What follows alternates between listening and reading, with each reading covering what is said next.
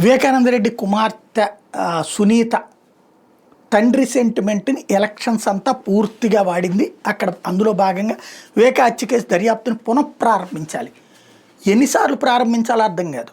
ముందు police department first, అప్పుడు ఉన్నటువంటిది పోలీస్ డిపార్ట్మెంట్ తెలుగుదేశం పార్టీనే అధికారంలో ఉన్నప్పుడు విచారణ, అప్పుడు దాని మీద నమ్మకం లేదండి. ఆ తర్వాత జగన్ వచ్చినప్పుడు జగన్ సిబిఐ విచారణ అడిగింది. అప్పట్లో ఆవిడ దానికి కోర్టు నోటీసులు ఇచ్చిన తర్వాత ఈలో ప్రభుత్వం దిగిపోయింది, జగన్ ప్రభుత్వం వచ్చింది. సిట్ వేసాడు జగన్. ఇది మా అన్నయ్య నేతృత్వంలో ప్రభుత్వమే కాబట్టి న్యాయం అంది, సిట్ ద్వారా తొందరగా తేలాలంది, అయిపోయింది.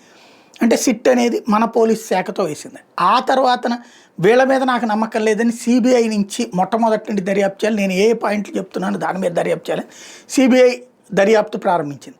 అబ్బాయి అందులో తేడా ఉంది, నాకు సరైన రూట్లో పోవట్లేదు అంటూ మళ్ళీ ఇంకొక దర్యాప్తు అధికారి మార్చమంటే రామ్ సింగ్ని పెట్టి మళ్ళీ దర్యాప్తు.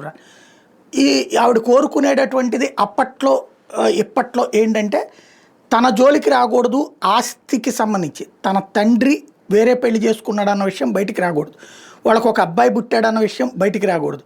అలాగే అక్కడ ఒక డాక్యుమెంట్ తీసుకోవడం కోసమే అతన్ని అన్నిసార్లు చంపారు, ఆ డాక్యుమెంట్ ఏంటన్నదో మాట్లాడదు ఈ రోజుకి కూడా.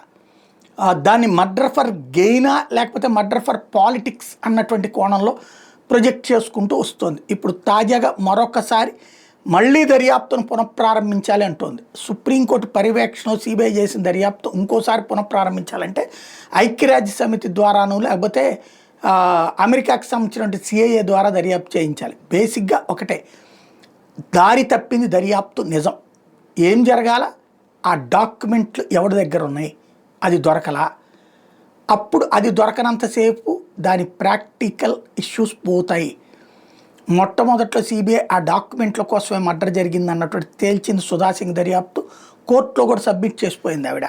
ఆ తర్వాత వచ్చిన రామ్ సింగ్ దాన్ని పొలిటికల్ వైపుకి మళ్లించే ప్రయత్నం చేశాడు. కాబట్టి ఇప్పుడు మరి సునీత మళ్ళీ పునఃప్రారంభించాలి అంటున్న నేపథ్యంలో ఏం జరుగుతుందో చూడాలి.